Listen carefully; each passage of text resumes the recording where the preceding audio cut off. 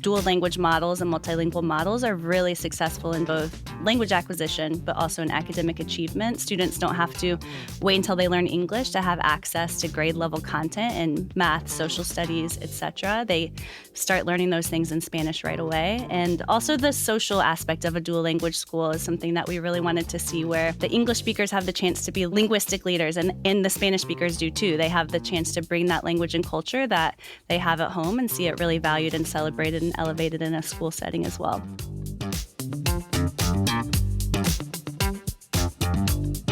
That's Natalie Morosi, founder and executive director of Aventura Community School, a public K-8 bilingual school in Southeast Nashville, offering project-based learning approach and a focus on global competence.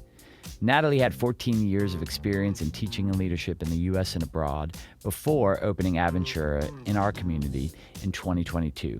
Aventura has been a catalyst for expanding bilingual and innovative educational approaches in the Nashville area and beyond. My name is Scott Campbell, and I'm the executive director of the Nashville Incubator, and you're listening to Back to the Whiteboard, a podcast featuring conversations with innovative leaders in the education reform space. You can learn more about the Nashville Incubator and get involved at tnincubator.org.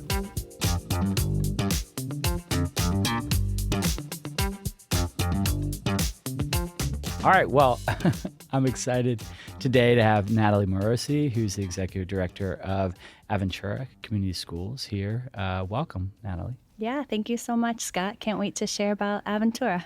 Well, I'm going to start with a question that I sort of ask everyone, which is, what's the problem you're trying to solve when you think about why you created this amazing school in Aventura? Yeah, I don't know. I thought of it throughout the ideation phase and the planning phase and the implementation phase as probably less of like a problem solving and more of like an opportunity creating. We always say that Aventura is our dream school. That's something that my founders and I kept at the center of all the planning that we did. But through that, it wasn't just like our random ideas about what would make a cool school. We were all educators for about 10 years. We all had experience both here in Nashville, but also abroad, myself in Spain, and then my co-founders in Ecuador and Bolivia. And so for us, this focus on global competence was really something that we wanted to see here in a local school in Nashville.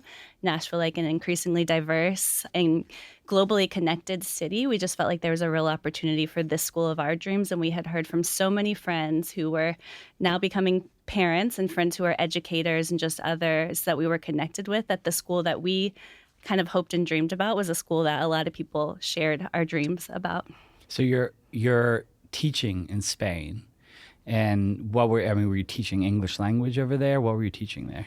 We went to Spain when I had a 2-month-old and a 2-year-old. So the vision was that I was going to take about a year off while my husband got his executive MBA at a school in Madrid. But it turns out I wasn't very good at that. And so I got the opportunity to work at this really historic school in Madrid as an English teacher. And so that was how I started. And then I met a woman who was starting a small kind of micro school, American school, and I got to be her founding lower school director. And then that was going great. We were in our founding year, and it was early March of 2020. And my brother, Jay, connected me with the Nashville Incubator, or what would become the Nashville Incubator. And he told him, my sister has this idea for a bilingual school. You should learn about that. And so I shared about the school that I thought Nashville needed the most, which was this bilingual, purposeful learning, project-based or Montessori school. And I was like, okay, put me on the list for a few years from now. Things are going great. It's 2020 in Madrid.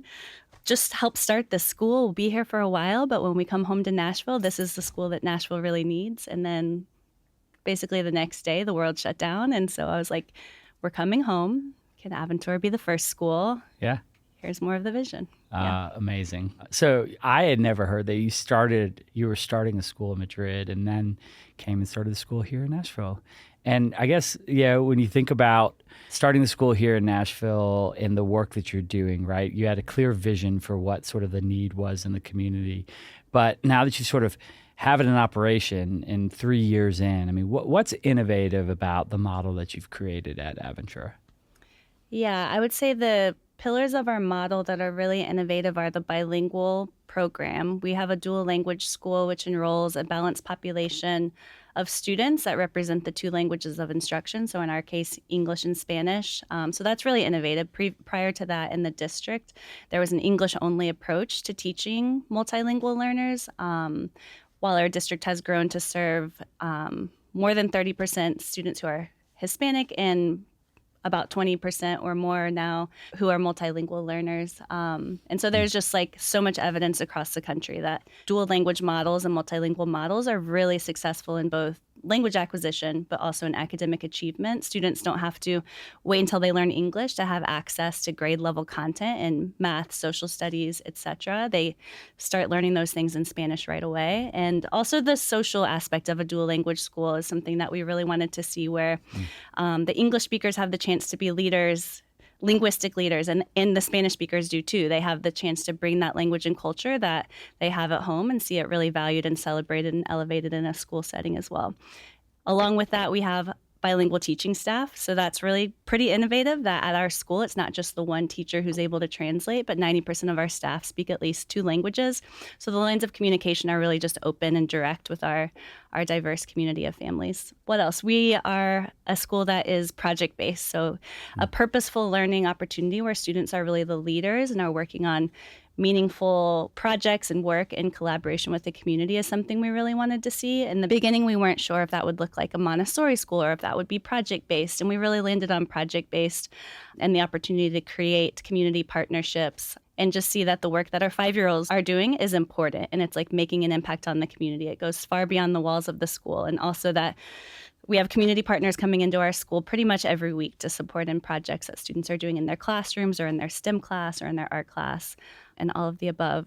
So yeah, I would say the bilingual piece, the project-based purposeful learning, and then also just the intentionality around diversity in our community is important. To be a dual language school, as I mentioned, we have to have that balance of native speakers of the 2 language, but we need to be intentionally located in order to do that. And then once we have diverse families within the school, we need to make sure that we go beyond just diverse representation to true integration. So somebody described that to me one time as like diversity is getting invited to the party and integration is being invited to dance. And so everyone's really invited to dance and kind of share their grain of sand, is what we say, to both our academic program, our community events, and all of the above. And it's fun. It's beautiful to walk around your school and see the community, the diversity, and the way students are just really engaged with their teachers and teachers engaged with them. It's really a fun place to be and see learning. I want to talk about the project-based learning piece, because I know you have some really cool community partnerships like the Forge Nashville and other places that you've done some work. Tell me about like a really fun or cool project that students have done that maybe sort of defines that sort of project-based learning piece of your model. There are so many. I could choose maybe 2. The Forge Nashville is a great partner. They've supported at this point students at all grade levels. Last year, our first grade classes, we're doing a project about tools and work. And so the goal of that project is to learn about tools of different professions and to try construction tools, scientific tools, etc. And then to use tools to create something, to create a magnificent thing that the school or the community needs. And so they got the idea to build little free libraries. So they worked with the Forge on designing the library. They used kind of like this square to make sure that their corners and everything were right angles. They learned all about just that design process. Each class put together the little free library themselves. They each designed these hexagons that fit together in a beautiful design so that they each made their mark on it in a certain way. And then they installed these 3 libraries around the community. So one is at Aventura's temporary facility, and one is at Coleman Park and the Nashville Public Library on Thompson Lane, and then one is at Conexión America. So there's a lot of different great community partnerships represented in that project. Another one I want to mention, because our families bring a lot of these ideas and a lot of their kind of gifts to the project-based learning.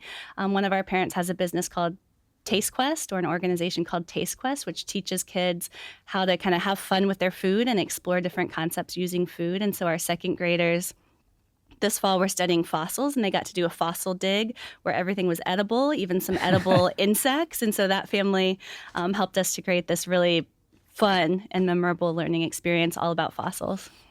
So cool. So, is it working? And how do you know, right? Because you set out to sort of solve this problem of we want to give students and families this opportunity to engage with each other in a meaningful way, this like diverse by design school, to have more global competence, to learn multiple languages, and to learn just the content at the same time. Is it working, and how do you know that that's working? Yeah, that's such a great question. And it's something I think about all the time when it comes to an expanded definition of student success. So I think when you say, is the school successful?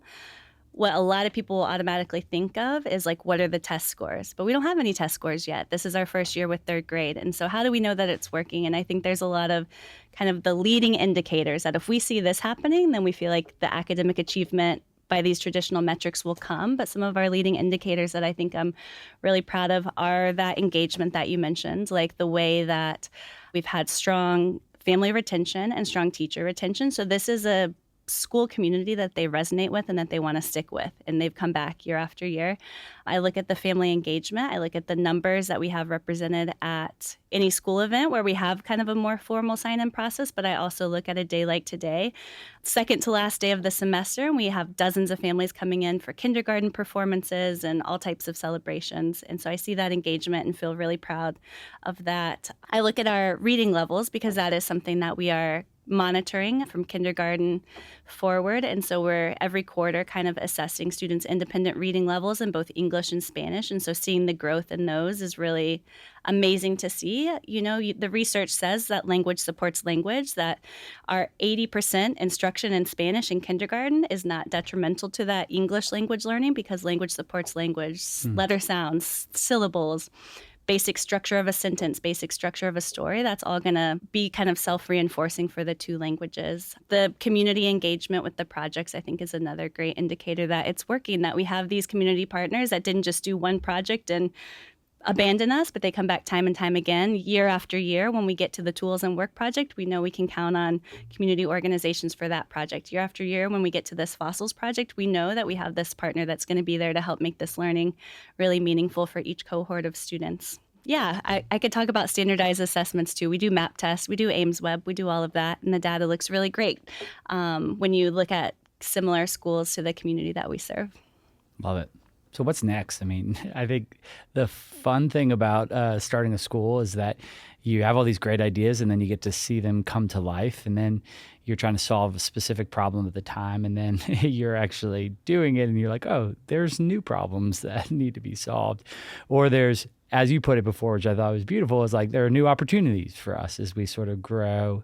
And so as you think about the next few years of Aventura, what are the new opportunities for you that you're really sort of focused in on right now? Yeah, I mean, we have a slow growth model. So this year we have kindergarten to third grade. We're going to keep growing for the next 5 years. So every year is going to be kind of like a reset on what's working well, what do we need to rethink, what do we need to scale more effectively.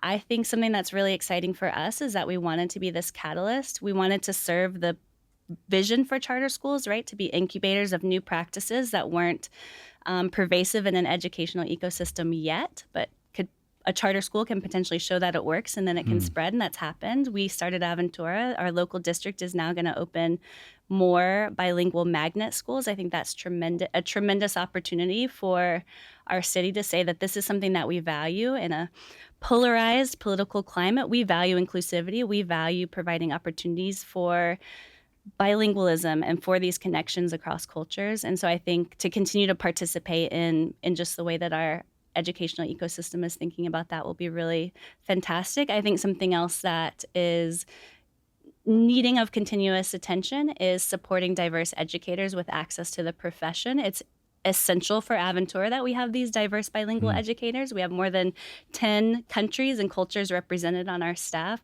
And as we grow, we need to keep finding these great mission-aligned people and making sure that they can navigate the licensure process, which can be very challenging anyway, but it's additionally challenging if you're not from Tennessee and don't know the steps, or if you speak another language as your first language. And so just continuing to support educators, which has so many benefits for Aventura specifically, but truly for the broader educational ecosystem. Again, in the local district, about 2% of teachers identify as Hispanic versus 30% of the students. And so there's a mismatch there, and there needs to be some intentionality, continued intentionality around that. So important. So, you talked a little bit about your personal inspiration, being in Madrid, starting a school, thinking about having a bilingual global competence school here in Nashville. But I'm curious, like, who else has inspired this vision? And are there other places in the country or in other places in the world that are doing this really well, that like sort of inspired you to make the moves and decisions that you've made in creating your school?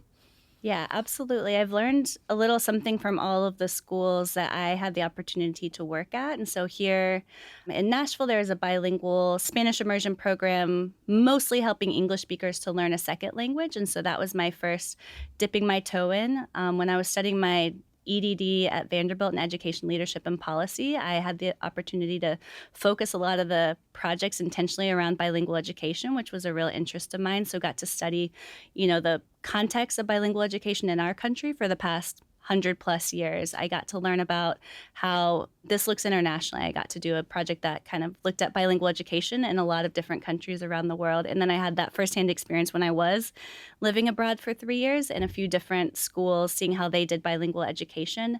When I had this amazing opportunity, we're coming back to Nashville. We're going to figure out what a charter school is and how to create the school of our dreams as a charter school. I was really fortunate to have a fellowship with the Diverse Charter Schools Coalition. And so part of that application writing year and the support that was provided through that fellowship was these leader conversations and school visits, virtual school visits to schools that had a model that could inform Aventura. So we focused a lot on different bilingual models across the country, or we looked at different Montessori models and project-based models and took a little piece from each one. And all of those informed what Aventura is today. And I would say like the learning didn't just happen like during the application phase or during like the pre-opening, but it continues. We're part of some great organizations like New Schools Venture Fund, Charter School Growth Fund, and others where we have the opportunity to continue to learn from other schools that are farther down the road than Aventura and implementing models that are similar to ours, and that when we're in the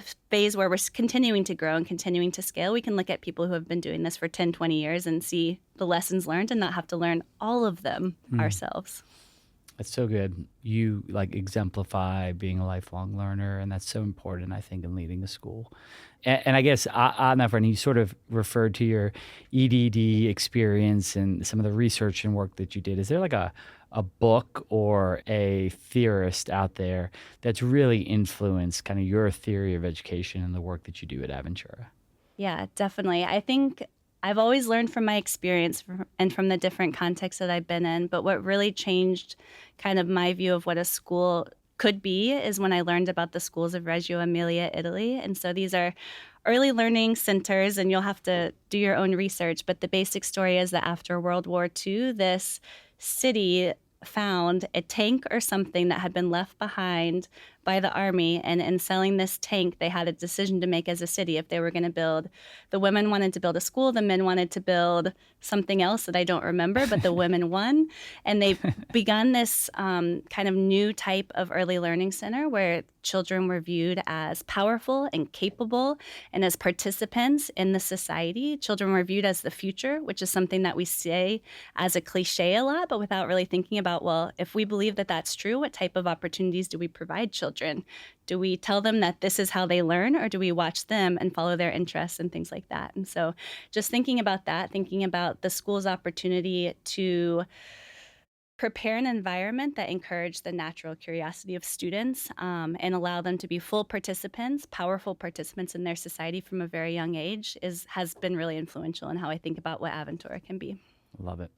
I'd love for you to paint a visual picture here of one of your favorite days or maybe experiences at Aventura. So something that you saw in a hallway or in a classroom or maybe an event that you held that really sort of tells the story of the school that you had envisioned when you founded it. Yeah, I think our leadership team loves to do this. We love to like sit down and be like, this was such an Aventura day. Like in kindergarten, they were building cars and we had community partners there and we had parents in the classrooms. And then in the cafeteria, we had parent volunteers who were there helping us compost, which was a parent-led initiative around sustainability. We had some really awesome team meetings where we talked about the celebration of learning for the end of the quarter. It's just like those types of days where you just look around and you're like, this is happening and this is happening and this is happening. And it's exactly what we hope the school could be. That's beautiful. If people wanted to find out more about Aventura or get in touch with you, what's the best way to do that? Yeah, we love for people to come for school visits. So especially if you have a child who's going to be entering kindergarten and you want to come and see it in real life, what this beautiful bilingual project-based learning school looks like, you can always do that. Our website is a great place to see all the contact information. Our phone number is 615-657-4201. So that's a great place to call, express your interest, whether it's as a family or as another type of volunteer or community partner. You can always email me. I'm Natalie Morosi, so nmorosi@aventuranashville.org. Our social media is a great way also to see what we're up to. We're pretty active posting on there about projects, about different events we have coming up. You can get a sense for kind of the partnerships and the community and the diversity of Aventura there through our social media, and then start a message conversation with whatever your area of interest and partnership is. So those are a few. Great. Thank you so much for being here today, and just thank you for the commitment you made to take this dream and this vision and bring it to families in this community. Yeah, I'm so grateful for the opportunity to build the school of my dreams. I mean, how many people get that chance? It's not just for me either. My kids are there. Get to see them growing in this beautiful school that allows them to fulfill their potential. So really grateful. Thanks.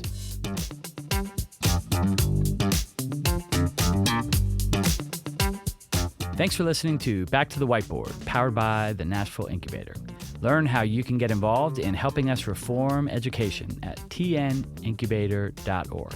And if you like this episode, please follow, rate, and review this show wherever you listen to your favorite podcasts.